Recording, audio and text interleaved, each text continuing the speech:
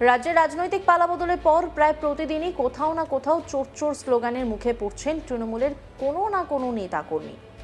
কোনো কোনো জায়গায় তো সেই ঘটনাকে কেন্দ্র করে রীতিমতো উত্তেজনা ছড়াচ্ছে। তবে এবার চোর চোর স্লোগানের মুখে পড়লেন এক প্রধান শিক্ষক। অভিযোগ, রাজ্যের পূর্বতন তৃণমূল সরকারের আমলে ক্ষমতার অপব্যবহার করে দিনের পর দিন স্কুলে আসেননি মালদার বামনগোলা ব্লকের পারবিনগর প্রাথমিক বিদ্যালয়ের প্রধান শিক্ষক তথা হবিবপুর বিধানসভা কেন্দ্রের পরাজিত তৃণমূল প্রার্থী অমল কিস্কু।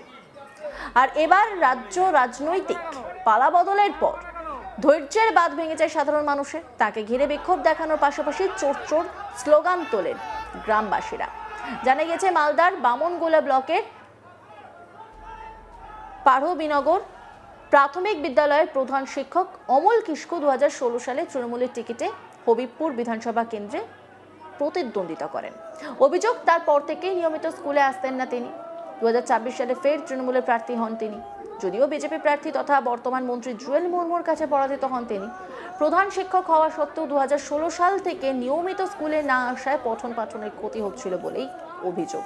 স্থানীয় বাসিন্দাদের অভিযোগ, 2016 সালের বিধানসভা নির্বাচনে প্রার্থী হওয়ার পর থেকেই তিনি নিয়মিত বিদ্যালয়ে উপস্থিত থাকতেন না।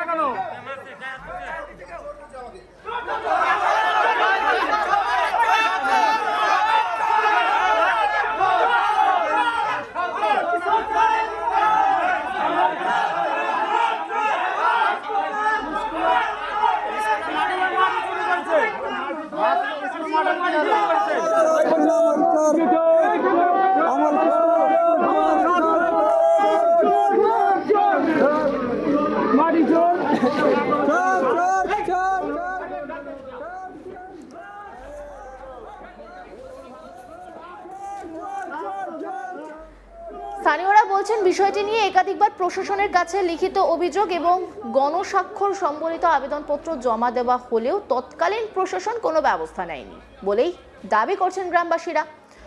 এরপর অমল কিস্কু বিদ্যালয়ে পৌঁছতে ক্ষুব্ধ গ্রামবাসীরা স্কুলের গেটে তালা লাগিয়ে বিক্ষোভ দেখাতে শুরু করেন। বিক্ষোভকারী গ্রামবাসী অনিল চন্দ্র মণ্ডল কি বলছেন শুনবো। অমল কিস্কু এর আগে ভোটে দাঁড়ানোর পরে এই স্কুলের ইনচার্জ ছিল, পরীক্ষা দিয়ে হেড পোস্ট পেল। অন্যান্য স্কুলের ইনচার্জরা হেড পোস্ট পেয়েছে অন্য স্কুলে গিয়ে। উনি এত বড় নেতা হয়েছে যে এই স্কুলেই থাকলো। এত বড় নেতা বেতন না নিয়ে নেতাগিরি করতো, তাহলে বুঝতাম। আমরা কিন্তু কোনো নেতা অফিসার মস্তানের ধারধারি না।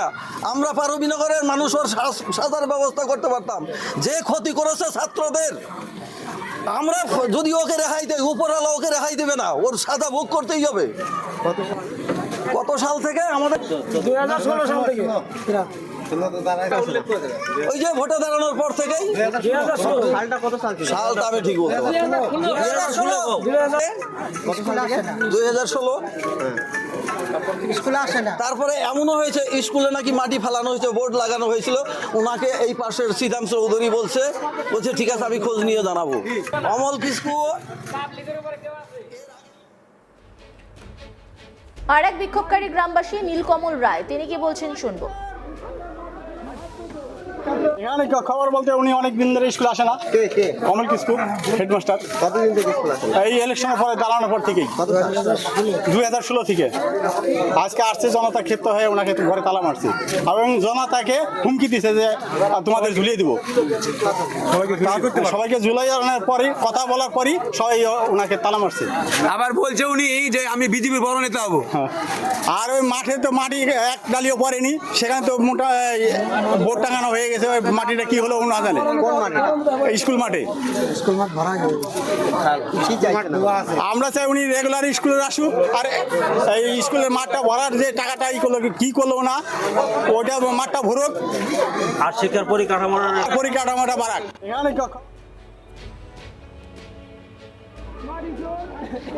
স্কুলের প্রাক্তন প্রধান শিক্ষক পলান চন্দ্র বিশ্বাস, তিনি কি বলছেন শুনবো। মাস্টারমশাইয়ের সঙ্গে কথা বললাম। আমি এই স্কুলের পুরাতন হেড টিচার ছিলাম। তো দীর্ঘদিন শিক্ষকতার পর রিটায়ার হয়েছি, 17 বছর হলো।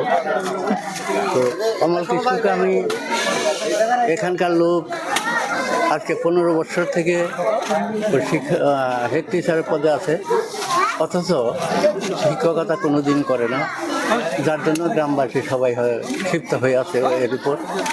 তা আমি ওকে বললাম যে ঠিক এখন থেকে ঠিকমতো স্কুল করতে হবে।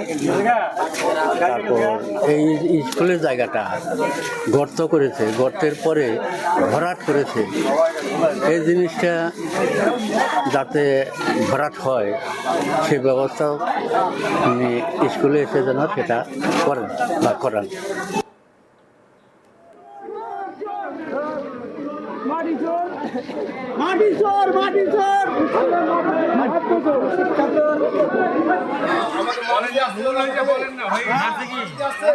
ওর মতো হবেই না।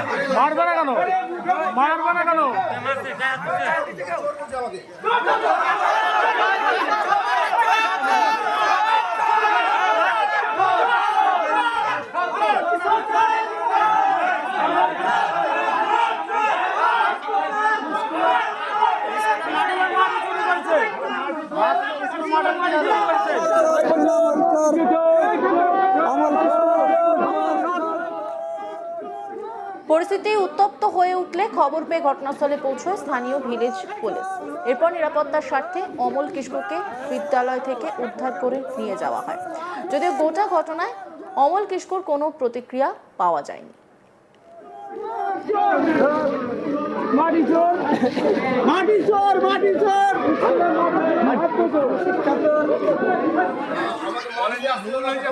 বিক্ষোভকারী গ্রামবাসীরা কি বলছেন? এর আগে ভোটে দাঁড়ানোর পরে এই স্কুলের ইনচার্জ ছিল, পরীক্ষা দিয়ে হেড পোস্ট পেল অন্যান্য স্কুলের ইনচার্জরা, হেড পোস্ট পেয়েছে অন্য স্কুলে গিয়ে। উনি এত বড় নেতা হয়েছে যে এই স্কুলেই থাকলো। এত বড় নেতা বেতন না নিয়ে নেতাগিরি করতো, তাহলে বুঝতাম। আমরা কিন্তু কোনো নেতা অফিসার মস্তানের ধারধারি না। আমরা পারবিনগরের মানুষের সাজার ব্যবস্থা করতে পারতাম। যে ক্ষতি করেছে ছাত্রদের, আমরা যদি ওকে রেহাই দেয়, উপরওয়ালা ওকে রেহাই দেবে না, ওর সাজা ভোগ করতেই হবে। কত সাল থেকে? আমাদের 2016 সাল থেকে। ওই যে ভোটে দাঁড়ানোর পর থেকেই। সালটা কত সাল ছিল? সালটা আমি ঠিক বলতে পারবো না। 2016। স্কুলে আসে না। তারপরে এমনও হয়েছে স্কুলে নাকি মাটি ফেলানো হয়েছে, বোর্ড লাগানো হয়েছিল। ওনাকে এই পাশের সিদাম চৌধুরী বলছে ঠিক আছে আমি খোঁজ নিয়ে জানাবো। অমল কিস্কু এর আগে ভোটে দাঁড়ানোর পরে। অন্যান্য খবরে আপডেটের জন্য অবশ্যই নজর রাখুন আজ তাক বাংলার ইউটিউব স্ট্রিমিংয়ে। লাইক, কমেন্ট, শেয়ার এবং সাবস্ক্রাইব করতে ভুলবেন না।